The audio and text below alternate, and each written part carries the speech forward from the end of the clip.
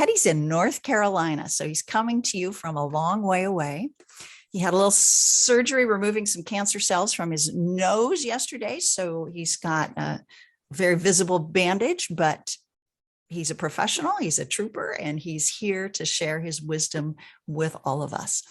It is a great pleasure to introduce you, Teddy Burris, on using your weak ties to further your career journey. Welcome, Teddy. Thank you, Marcia. By the way, none of you know this, but today is also my 64th birthday. Woot! Happy birthday. And I share that with you to say that it took me 64 years to get just a little smarter. And yesterday really helped me get a little smarter. And here's my public service announcement, which has nothing to do with my presentation, but I think Marcia will tolerate me sharing this PSA. And the PSA is this: you only have one skin. Protect it. So as you're out and about and you're under the sun or anything that resembles the sun coming at you and all that stuff the sun throws at you, think this way. Do I need a hat? Yes, Teddy, you need a hat. Should I put on sunscreen? Yes, Teddy, I should put on sunscreen. You only get one skin. Take care of it. Because if you ain't got skin, I had to explain this to Al earlier, you're not allowed in public. Thank you, Al, for letting me say that. Look, I have right in front of me, I have chat, I have Q&A. Marcia's going to help manage me, and she knows that she has to do that. And if during this conversation I'm about ready to share with you, you feel free to interject, and Marcia will throw them at me throughout the conversation. Because I don't want to do a presentation. I don't want to do a slide deck. I don't want to do PowerPoints. I throw up when someone throws me a PowerPoint. But I like conversations, and I like sharing ideas and stories. So I'll interject a lot of stories into this. A little bit more about me. Back in 2013, somewhere around 2013, may have been a little earlier than that, I wrote the book, Networking for Mutual Benefit. And don't go buy the book. Ask me for a copy and I'll send you a digital copy. You don't need to pay for my book. But I wrote that book because I discovered that networking really can change your life. And if you're willing to walk up to a complete stranger, or maybe not so much a complete stranger, and you're willing to say hello, it can change your life. And it changed my life over and over and over again. And that's why I wrote the book. I also studied a bunch of really cool people while I was writing this book, and I shared ideas that I learned from some really cool people. And I'll share a few of those in this discussion with you. First of all, the big question is, what are weak ties? Al, can you and I play on this conversation? Would you unmute?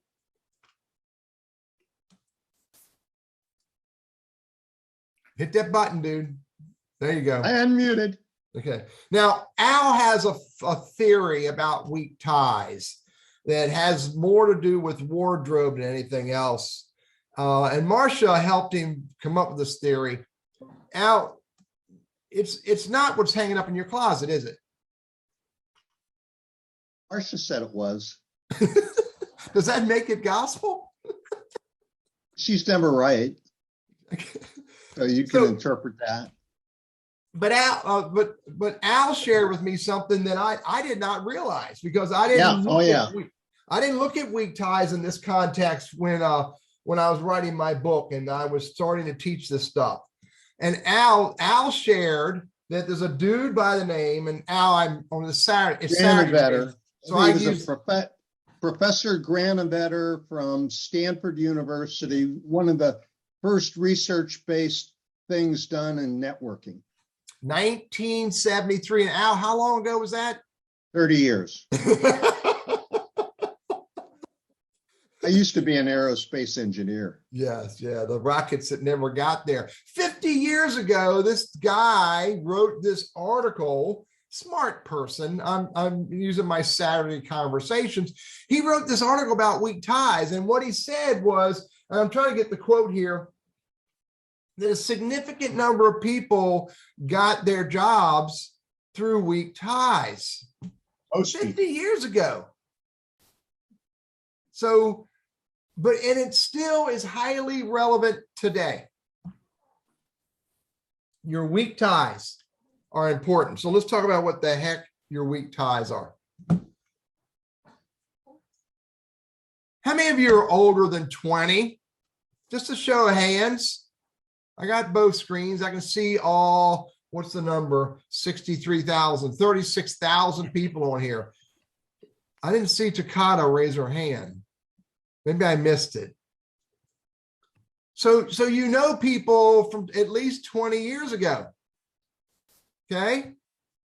Think about that. You know people from 20 years ago. You may not remember a lot about them. Maybe 30 years. I'm 64. I started in the business world when I was 20. 64 minus 20 is 44 minus the 30 that Al takes out. That's 14. 44 years ago, I started meeting people in the business world. That's a long journey. Those are a lot of people that you probably, a lot of them, you don't know what they're doing today. Can you imagine that? Carol's like, yeah. A lot of people that you don't know where they are, what they're doing. You don't know who they know. You don't know their relevance to you today because they are people from your past that you no longer engage with on a regular basis or at all. Take out regular basis at all. You know, how many of you know John that you went to college with? You know, how many of you know, Cindy, who you were in the same fraternity with or sorority? How many of you know, of someone named Betty who you ate lunch with every day in high school and you had the greatest conversation with her and you have no idea where she is today? Can you picture those people in your lives? Well, I didn't think much about it until I read a book by a dude, again, Saturday morning words, by the name of Keith Ferrazzi. Anybody ever heard of Keith Ferrazzi? Show of hands. Dan's got yes. Randall's like, no. Don't even know how to spell Ferrazzi. Keith Ferrazzi wrote the book, Never Eat Alone. I might even have it. I know I have it digital because I'm a Kindle dude now. And in the book, I mean, a lot of good stuff in Keith's book. Never eat alone. Think about that.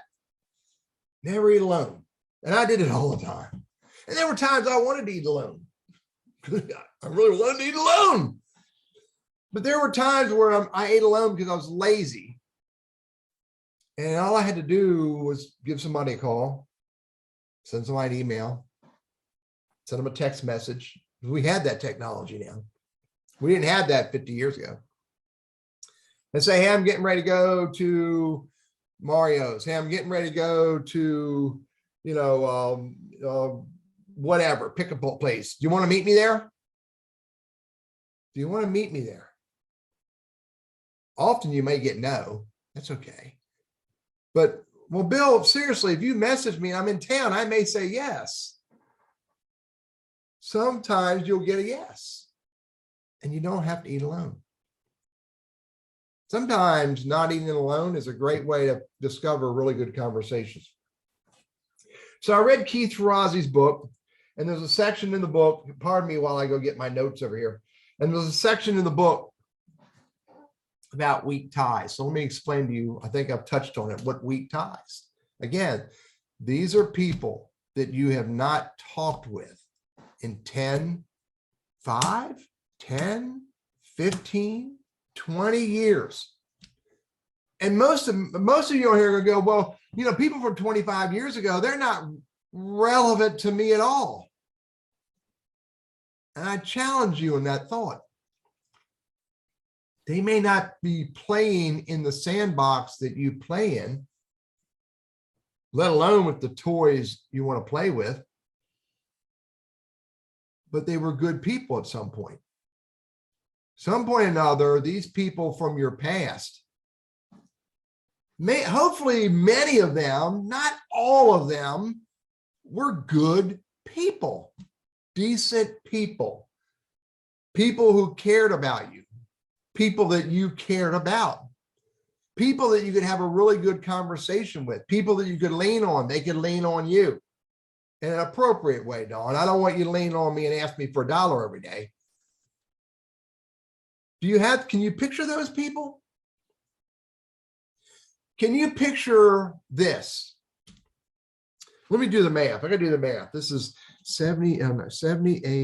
And I went to Neutron, and I worked at Neutron until 88.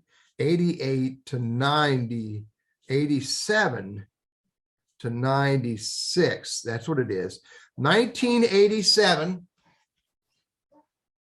Let me check. None of you were still in vitro. Is that the right word, Marcia? None of you were not out and about in those times. Robert, maybe, I don't know, but all of you were working in that time. 1987 to 1996, I worked at a computer company. My very first foray into the world of computers. I worked for a dude named Carmine. I worked with a lady named Ginger. I worked with a guy named Ralph. I worked with another guy named Eric and another guy named Scott. And I worked with another lady named Lisa. And Lisa and I were peers. We were engineers, technicians, whatever you want to call it, IT world. I was building computers, putting computers together, installing computers. I was writing software for organizations. And often Lisa and I would sit side by side at a desk, and we'd be looking at the same screen, and we'd be talking about stuff. We'd be talking about, what do we do here? Should we do that there? Should we change that code to make this do that or whatever? And, we would spend hours together, sometimes the whole day together. And we got to be good friends. And, I was married. I had, back in 1987, I had 4 daughters, and Lisa was recently married, and her and her husband were looking forward to having children. I think before I left that company, she had children.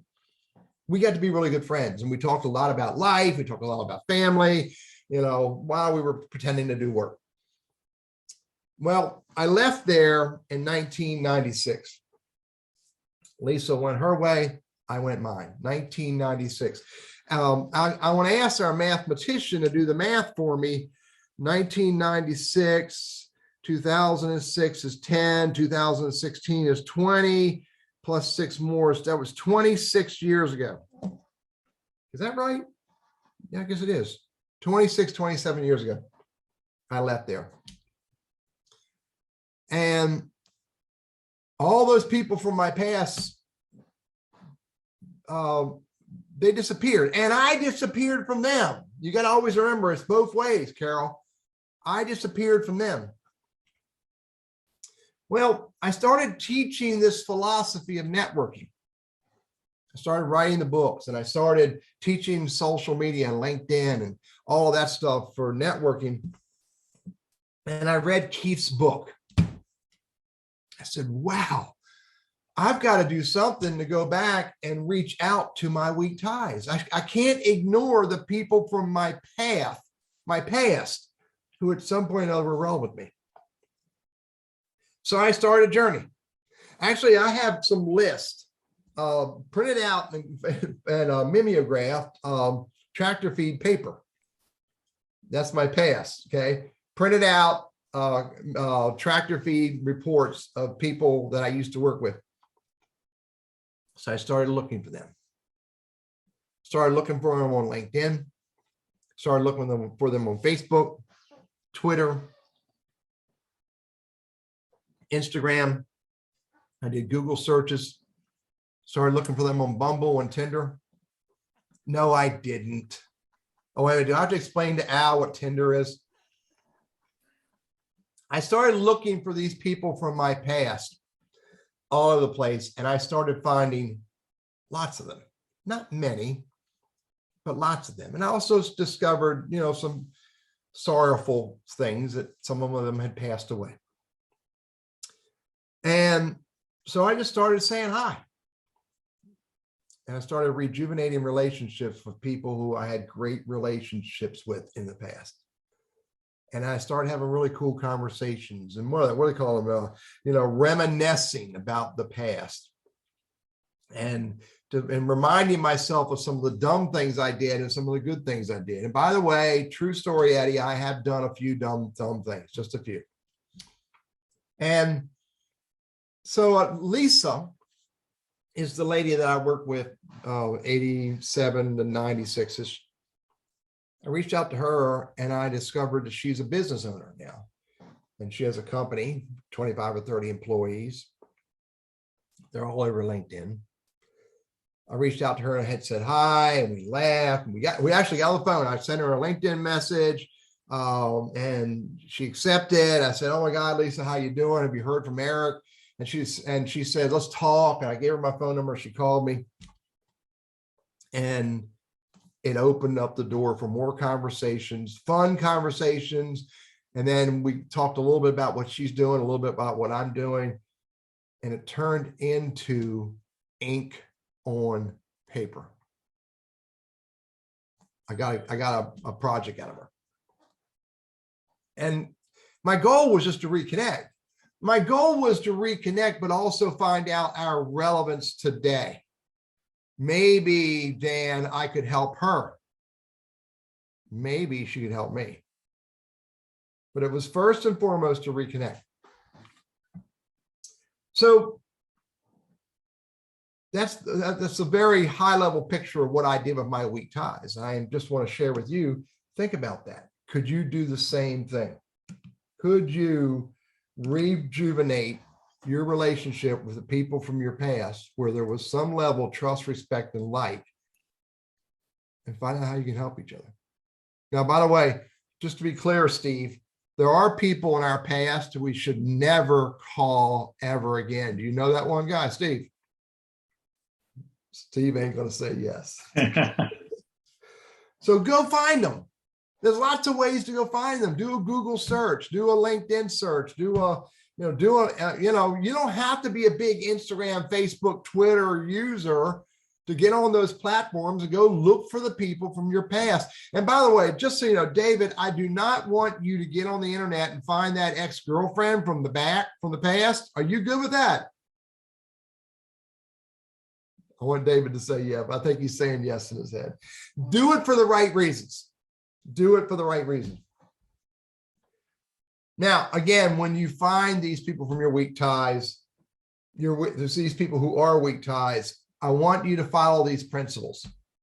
Okay. And you don't need to write these down. You send me a message and ask me for this list. I'll send you the list. But you got to send me a message and ask for the list. Marsha, I'll put it in the YouTube video. Has anybody ever heard of this dude by the name of Dale Carnegie? Let me ask it the other way. Thank you, David. Has anybody never heard of Dale Carnegie? Has anybody have? Samson, you saying you've never heard of Dale Carnegie? Oh, you have. Okay. Anybody? I want to make sure. I got a bunch of cameras off, so I can't see what Carol or Bill or Dean is. I think Dean's my Wednesday Dean, I think. Shows up with me every Wednesday. Dale Carnegie wrote the book, How to Win Friends. Let me get the other book. I got a better book. Oh, no, I gave it to somebody. Dale Carnegie wrote one of the books he wrote. He wrote two really good books that changed my life. And I don't say that cavalierly. I don't say that, haphazardly. I'm saying it very intentionally. Changed my life. The first book he wrote is called How to Win Friends and Influence People. And Bill, if you have not read that book in the last 20 years, go read it again. If you have not read Dale Carnegie's book, while you're in this journey looking for something to do, which most of you, I think, are in this journey looking for a job, go read the book again. And in his book, and I have it in my backpack that I carry with me. I should put it on my desk. I don't carry my backpack much anymore. But in the book, there's a section, it's Dale Carnegie's Golden Rules. Dale Carnegie's Golden, boom, waka waka. Look at Miles up there in my face. Thank you, Miles. So if that's that close to him, I bet you he knows what those, you may not know them in order, Miles. Maybe you do. I don't know them in order, but I know them. I'm a really good friend of mine. There's 30 rules that Dale Carnegie wrote in that little yellow book. 30 of them he wrote. There's actually 31 rules, but Dale Carnegie left the last one out. The last one is, if all else fails, use a 2x4x8. But here's 9 of the rules that you need to use when you're reconnecting with your weak ties. Yes, sir. Yeah. Hey, Miles, would you unmute and help me with this? Kenny, Marcia? I'm here. Yes, I am. Do you have the list in front of you, the first 9? Yes, I do, right here. All right, I'll take the first one. You take the even number ones, okay? Sure, I'm ready. And I hope I have them in the right order, buddy. It's okay. Rule number 1, which is absolutely the most critical rule, that's why it's labeled number 1,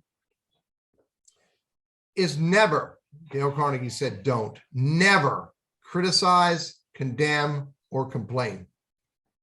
When you're reconnecting with your weak ties, you do not want to bring that ugliness out into a conversation. You don't want to bring that ugliness out in any conversation, but never criticize, condemn, or complain. Miles, what's the second one? Give honest, sincere appreciation. What's that mean to you, Miles? Heartfelt. Yeah. They have to have feeling in what you say.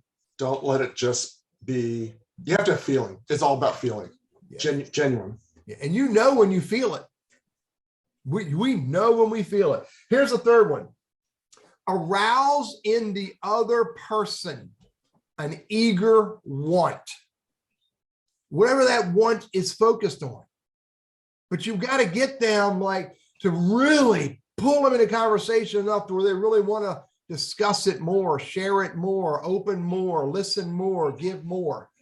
And when you know you've got that, man, it's a rich, rich conversation.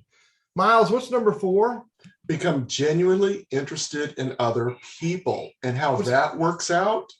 Ask questions and you'll uncover some interesting things in their lives or other connections. That's really important. Ask questions. Yeah. My Dale Carnegie coach is a personal friend of mine. And we went to a meeting one time and the lady paired us up to go meet other people. And at the end of it, we had to share what we learned, what we discovered about the other person. And I shared what I learned about Elaine that I met with. And my buddy Nigel asked the young man to share what he learned about Nigel. And this is what the words the young man said. Oh my God, I just met the greatest conversationalist ever. And all Nigel did was ask questions. Here's number 5. Are you with me, Miles? Yes, I'm here. Miles, are you with me, buddy? Yes. Yes. I was hoping you would mimic. Oh, I'm with you. Yes. Boom, he did. Smile. Smile. Because the smile, your smile is such a powerful tool. To whatever degree you smile, whether you're a big grin or just a glow in your eyes, but you have to smile. And by the way, I don't care if you're meeting kneecap to kneecap or eyeball to eyeball through Zoom, you have to smile because people see your smile. They see the radiance in your face and that encourages them to stay a part of it. If you show up to a weak tie conversation and you're not showing that you truly feel being there, it'll go the way you don't want it to go. Miles, number 6. Number 6, remember that a person's name is to him or her the sweetest and most important sound in any language. John, does that resonate with you, buddy?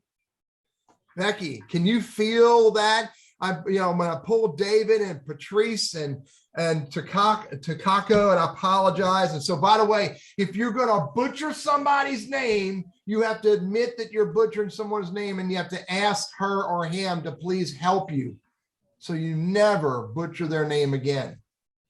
Because when you butcher someone's name, they may go, "Oh, it's okay." It's not okay to treat someone that way. You should at least try harder, Teddy. Number 8. 7. Excuse me. Thank you for the help. Number 7. It's 9. My math's right. I just didn't count them right. Be a good listener.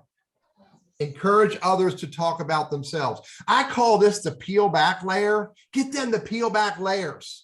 The more you get someone to peel back layers about the conversation and truly open up with the real truth and the real honesty and sincerity of why they're saying what they're saying, the deeper the relationship, the stronger the relationship gets, and the more likely they're going to want to help you or be willing to help you. Now, met a lady, her name is TJ, and I've known TJ for years. And I I saw her on November 4th back whenever. We were both standing in line to vote at in a local church at one of the elections. Can't remember what year it was. And I hadn't seen her in ages, but I knew she worked for a bank that was my target, and I wanted to get business out of this bank. So I said, "Oh my God, TJ, how you doing? It's been forever." And she said, "Oh, Teddy, great to see you, man. I didn't know you lived this close." Like, "Yeah, right down here, blah, blah street." She goes, "Oh my golly, I'm half a mile away." I tell people, never tell me where you live. I'll show up for lunch. And so we talked for a few minutes when we stood in line, and we agreed we're gonna get together and have lunch one day. So we matched up calendars. We went and had lunch. Talk in terms of the other person's interests. Encourage them to talk about themselves. She started telling me a lot about her life. And her life isn't easy, or wasn't easy. It was difficult. It was problematic, painful. And I listened.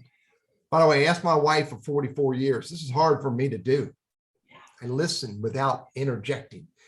And I didn't listen for the next gap where I could throw in and stick something in edgewise. I just listened. And at the end of the lunch, she said, "Oh my God, Teddy, I talked all about me. I don't even know why you want to have lunch with me." I said, "Because I wanted to achieve what you and I just did." And I said, "Hey, I'd love to talk business with you, and we'll do that another day."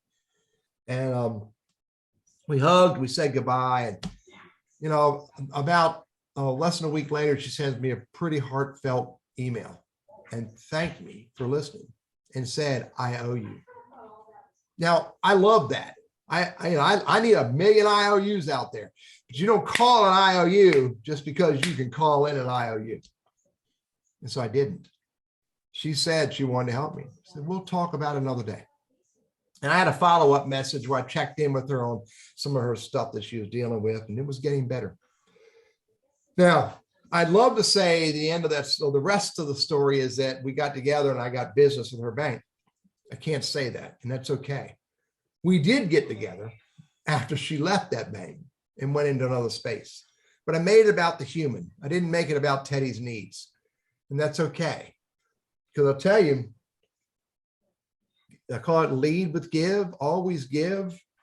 Make it all about the other person until they give you permission to make it about yourself. And Miles, I modified Dale Carnegie's principles and make them into Teddyisms. I got it. I got my reward. It just came another time, came from another direction. And it came because I didn't have expectations. Be a good listener. Miles, number 8, please. You mentioned about talk in terms of the other person's interest. That's I so apologize. true. I threw that in there. They'll remember you that way. I've experienced that too. If I walk away from an event talking to someone and I realize I talk too much, they won't remember me. So you need to, they'll remember you, like you said, if you let them talk about themselves. Yeah. Become the greatest conversationalist ever. That young man will never forget Nigel because of the way it made him feel. And then Miles, another thought? Or do number 9. Make the other person feel important and do it sincerely. Totally true. Yeah. Totally true. Yeah. One of the things I hear, I'm sorry, Miles, excuse me. They'll remember you that way. There's a word that we all use when we are speaking about ourselves. And I abhor, I think that's the right word, despise the use of that word. And I implore, as I'm trying to use more big words, or sort of kind of like big words, I implore all of you to never use this word when you are speaking about yourself. And that word is just.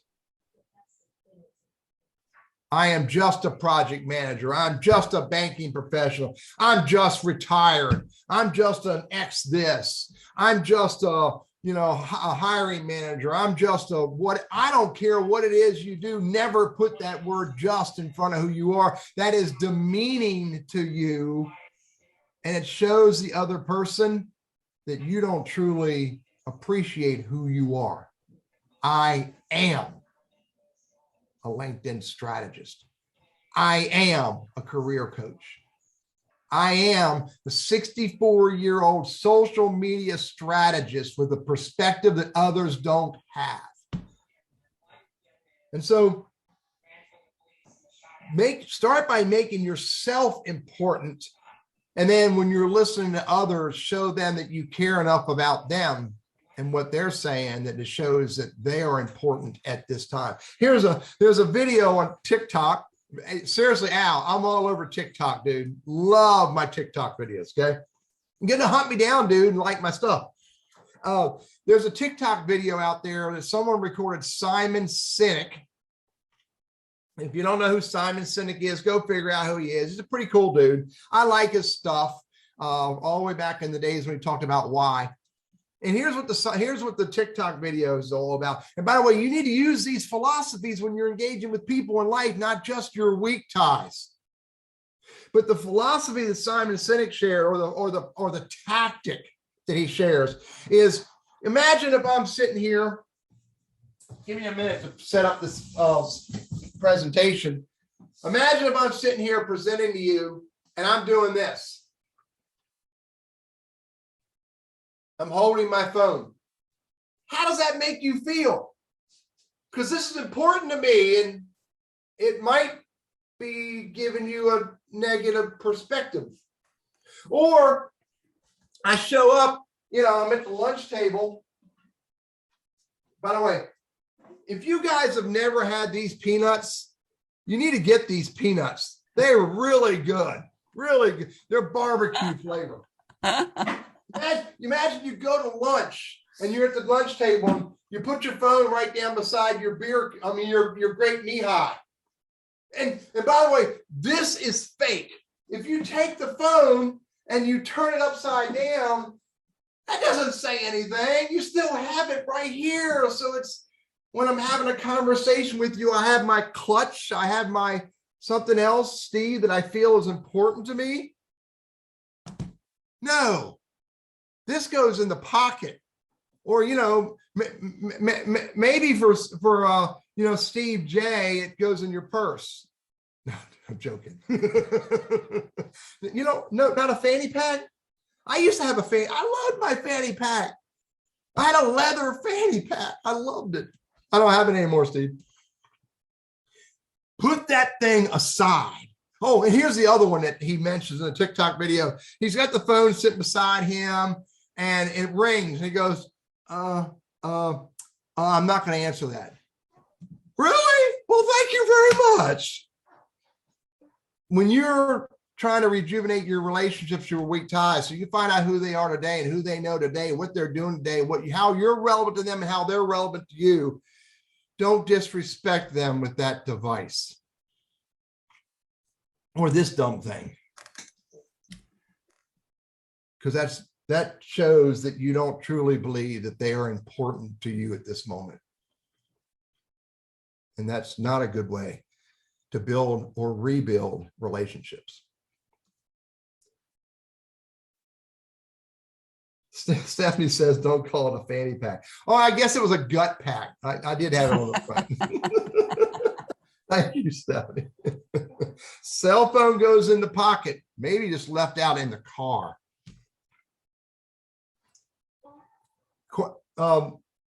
Marcia, any comments come up that I need to talk about? There are a few questions here. Yes. So wanna one of share 'em? them, this idea of listening mostly and asking questions. How do you do that in an interview? Do you just mostly ask them questions and listen, or something else? I think you listen to the way they ask you questions and what questions they ask you. And you let that one piece of your brain noodle on what that means and why they asked it, why they asked it the way, why they asked that question just after the other question. And then when you're answering the question, you answer it and you don't do too much thought process of the next step, because you need to focus on answering the question. And then after you answer the question, by the way, you know, this thing is fast. Even for us old dogs, this thing is fast. And you can answer the question, and in a millisecond, you can come up with the next point, the next idea, the next thought, the next question. You don't need to be noodling on, what do I ask while I'm answering this question? What do I say while I'm answering? Just speak clearly to that person in the context of that point, whether it's answering or asking a question, and then stop for a brief moment. And this thing here will quickly say to you, this is what you ask next, or this is what you say next. But if you're, look, in one of my books, I talk about stop trying to get a word in edgewise. And this is a life thing, not just working with the weak ties or re-engaging with our weak ties or an interview. Stop trying to get a word in edgewise, Teddy. And here's what you're doing when you're trying to get a word in edgewise. You're listening to someone talking, and you're thinking, as they are speaking, you are thinking about, well, this is what I'm going to say next. So I'm ready. I'm ready to get a word in edgewise. Stop trying to get a word in edgewise. Because here's what happens, Stacy. If you're always trying to get a word in edgewise, then you're going to miss some of the things they say. You're going to miss some of the words that they use and the value statement associated with how they said it and the words they used. You've got to grasp their entire statement before you let this thing that's pretty quick come up with the next set of words. Stop trying to get a word in edgewise. And if that person talks too much, let them talk too much. Let them talk. If they're important to you in your journey, do not try to squelch what they're saying. Notice my words. If they're not important to you in the journey. I mean, I got this, drunken uncle every now and then. I got to smack him and tell him to stop talking because I got something to say to him. We don't have all that. I hope that helps. Hope it answers the question. Any good tips for smiling? One of those tips from Carnegie with a mask on, or when you have bad teeth. or a big old honking nose. Schnauzer. That's the word. I'm trying to get the right spelling for schnauzer, my big bandage schnauzer. Look, when you're smiling behind a mask, or if you have bad teeth, I don't care. Your face can light up. They can see you. And when you're smiling at someone, don't smile like this. Smile at them. Smile towards them. And get your eyes open. We could see it. I didn't do a whole lot of research, but I don't know, a couple months ago, probably 5 or 6 months ago, because even in North Carolina, we have a problem where people are not so worried about the COVID and they stop wearing masks. And I don't think it's so really safe this time. That's my political statement, not a political statement. That's my health statement. But, I started looking at people with masks, and you can see in a lot of people, you can see the glow in their eyes. You can see them looking at you with sincerity. And that's a smile to me. So just smile. Don't worry about to what extent they can visualize your smile, because they can feel it and they can hear it in your words. That would be my answer to that, Marcia. The tip on remembering their names. Any good suggestions for helping us remember people's names? I struggle with this. So my Dale Carnegie coach gave me a story.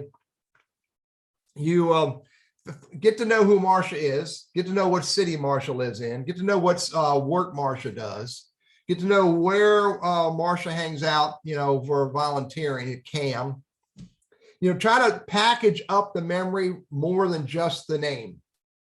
Package it up with a bunch of other stuff so you can remember that, I met Steve at a CAM meeting. I teased him about wearing a fanny pack, and someone said, no, Steve doesn't wear fanny packs, even if they're leather. And Steve laughed when we were talking. But I got to remember it was Steve Moffat, not Steve Murata, because Steve Murata still loves his fanny pack.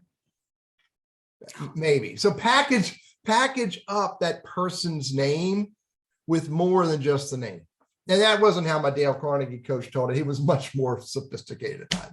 But that's my answer. You can't just stick a word in here, stick a story in here about the two lights at Bill Teeter's home with the poinsettia behind him and the picture under the table and the big picture over the mantle. Then I'll remember, maybe I can remember Bill. I hope I'm pronouncing Teeter properly, or Tedder. Maybe it's Tedder. And package it up. It's hard. And repeat that person's name 4 or 5 times. The whole time Al and I are talking, I kept saying Al.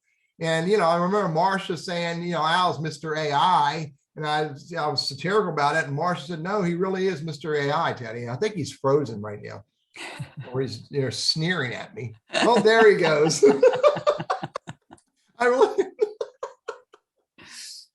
So we do, by the way, have had a speaker, Chester Santos, who is the man of memory, and he gives great clues on how to remember people's names. And one of the things he says is when you're introduced, actually pay attention, right?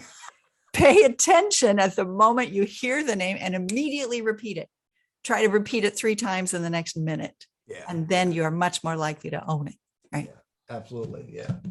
So implore. Randall used the phrase implored. So here's one more question from the chat. Some people had an idea that they really only wanted to network within their industry, but others were like, no, network with anybody and everybody. What's your take? Back in 2003, 2004, I was the board of directors of March of Dimes, no longer referred to as the March of Dimes. I was on the board of directors of March of Dimes. And for about 4 or 5 years. And I ran me and a buddy of mine, Craig Thrift, we ran the annual Rubber Duck Regatta and Chili Cook-Off. Rubber Duck Regatta and Chili Cook-Off. And there was a lady who was on our committees. Her name was Linda.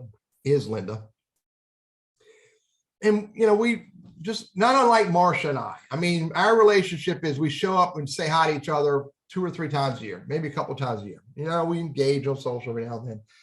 So my analogy is it's similar to Marcia and I. But I don't know a lot about Marcia's personal life. I don't know if she's married. I don't know if she is married, what her spouse does. That was the same with Linda. We terminated the Rubber Duck Regatta and Chili Cook-Off. By the way, it was a whole lot of fun. We brought big bands in, Zach Brown.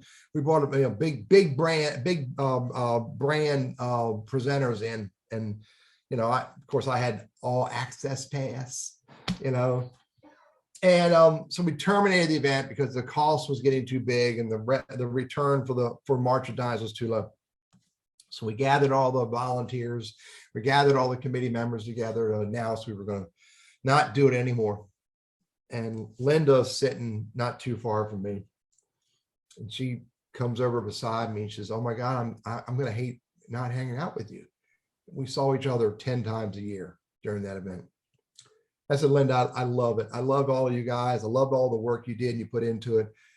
And I said, I'm going to miss saying hi to you guys and miss all your smiles and laughter and hard work as well. And she says, "I want to do something for you, Teddy." And I'm like, no, I appreciate it. She said, "No, I want to do something for you." And so she said, Marcia, ask that question again so I don't go too far the wrong way.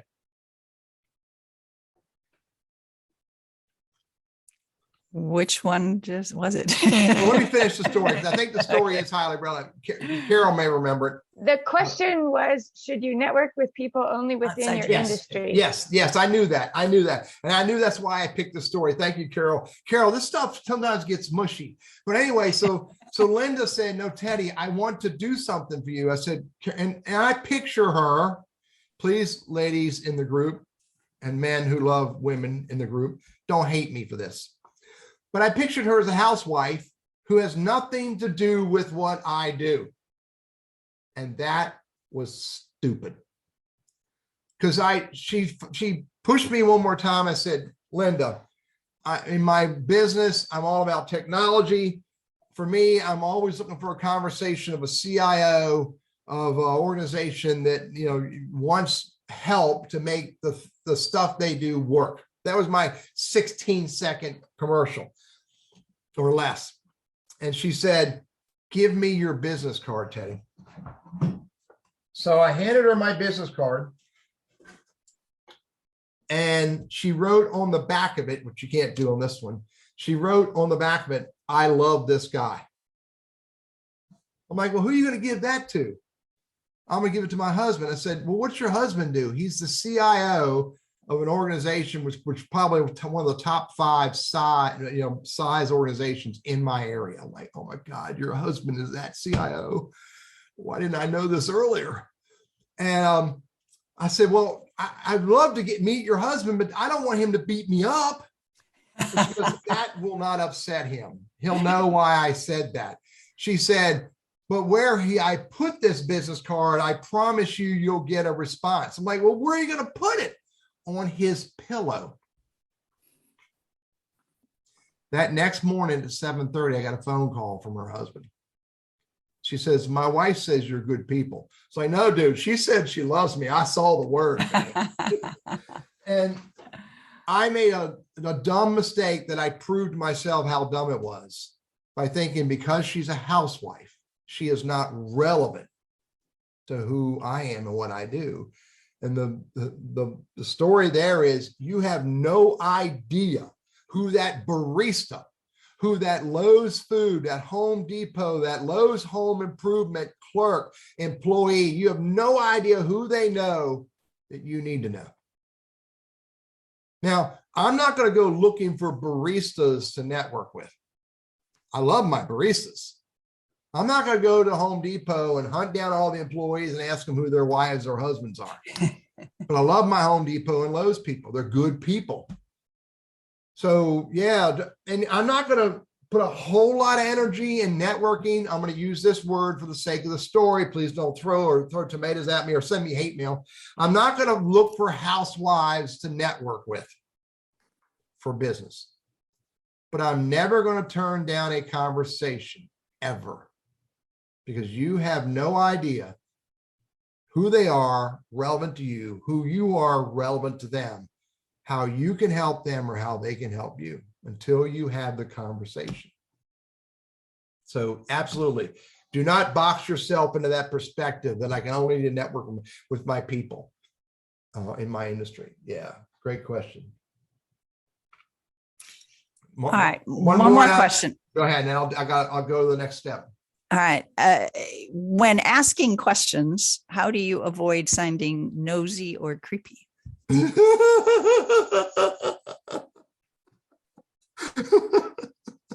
Oh, I fail at that a lot. No, I really don't.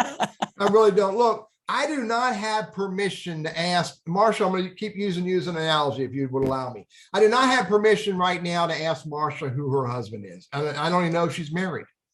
I do not have permission to ask Bill about, and I'm assuming, and I could be wrong, about his grandkids until I see the relationship growing through the conversation. And maybe just throughout the conversation, Bill tells me how many grandkids he has, if he has any. And maybe they're grandpuppies. I don't know. So here's the question. Somebody said it to me this way one time. and I may have been said to me directly or through some other conversation, do not ask a question you do not truly believe you have permission to ask. Do not ask a question you do not truly believe you can ask. And so if you're, maybe I shouldn't, then I shouldn't. Maybe Al will get mad at me, then don't. That would be my answer, Marcia. It really does. Bill's got 3 grandkids. Bill, I refer to them as grand wee-wops. I have 12 grand wee-wops. When you get to be my age, buddy. So, yeah. All right. One more question. You've used the phrase good people, reaching out to good people. Mhm. Some of the people we remember from high school, for example, were not so nice to us. Do we reach out to them too or no? Oh, shit. I'm sorry. This is good. This is good. So there's a guy named Duck in 1976. I think he was a year younger than me, maybe the same age. He wasn't in any of my classes because I was in AP classes and Duck was not. You get the picture? Duck was always looking for a fight. Always looking for a fight. Duck may very well been, and I don't need to assume this, I know, heavily involved in drugs and alcohol. Duck was a problem. Duck was a problem. Duck has always been on my list of people who are weak ties that I do not need to reach out to. Can you picture that? Don't need to. But this just happened this last month. He knows me on Facebook. He sees me. I'm a public figure on Facebook. I do nothing privately. I know of his sister. She lives not too far from me. He's up in Maryland. I'm down here in North Carolina. He's not on my list of someone that I'm going to reach out to and have a conversation with. Until about 3 weeks ago, he called me. My number's public. And he told me stories about himself that I didn't know. He told me about the part, his words in the conversation was, I finally realized getting your teeth bashed out of your head on a regular basis is not a lifestyle worth having. He says, Teddy, I'm 30 years sober. I'm 30 years no drugs. I got a good job. Been married to this woman for 22 years. I really love the lifestyle that God has given me today. His name, by the way, is Dean. He is no longer Duck to me. It's a different person. Now, do I need to reach out to him to find out if he is a better person, a good person? I don't know. I don't want to say yes or no, but I discovered that he is a good person today. My opinion, I don't think you need to go reach out to find that out. But when you find that out, don't ignore them. He reached out to me to say hello. The right thing for me to do would be to let that relationship be at a certain level. I don't know that it has to do this, but I don't have to ignore him. That would be my response to that, Marcia. There are some at this point, there's no way in the world I'm reaching out to them. But think about this. As I have about 5 minutes left. I'm managing that clock, Marcia. What do you want to do? I want you to think this way. Whether it's your weak ties that you're rejuvenating relationships with. By the way, this is a small percentage of who you're networking with, but it's an important piece. I would encourage you to come up with a process to where every now and then you're purposely stopping and going looking for people. I found Jan Leguling. I found Martin. I found Marvin Wells, and who's passed away, and his wife, who I've now said hi to and know what she's doing. John and Carl and William, who has a thriving tax business. Richard, who is also in the finance industry, and I know what they're doing and they now know what I'm doing. And nothing big, but you never know what they're doing today, who they know today, and how you're relevant to each other.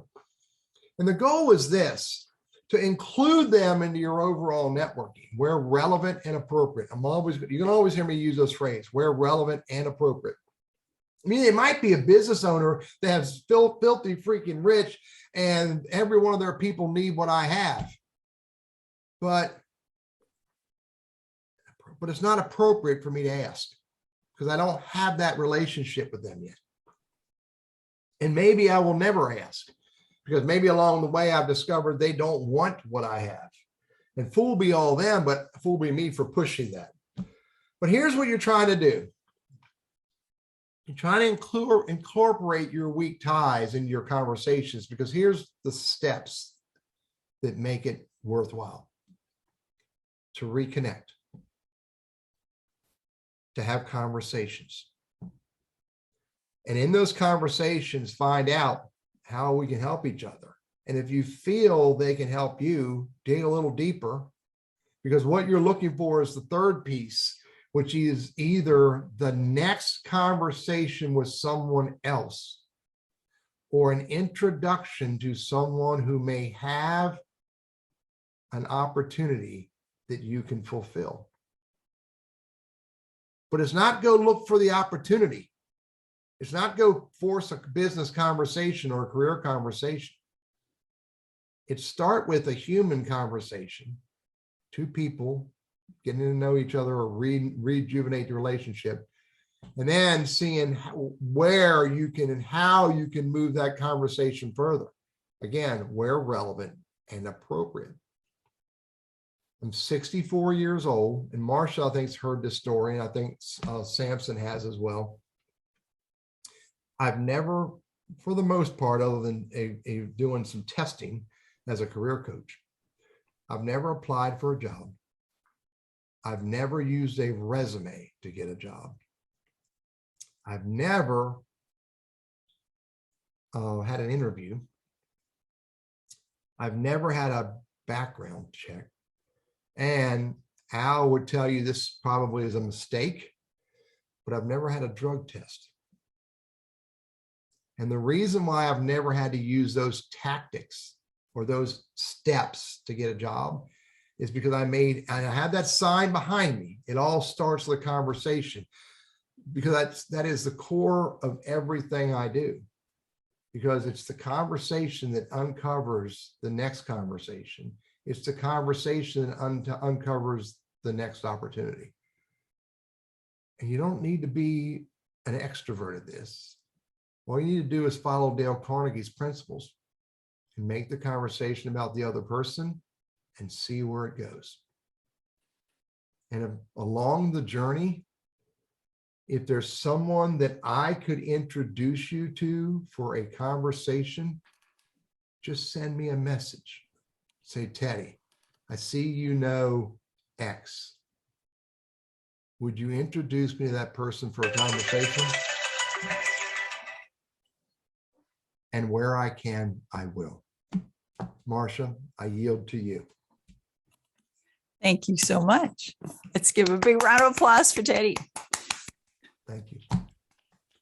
We will be back to Teddy. So hold your questions, be thinking about them, but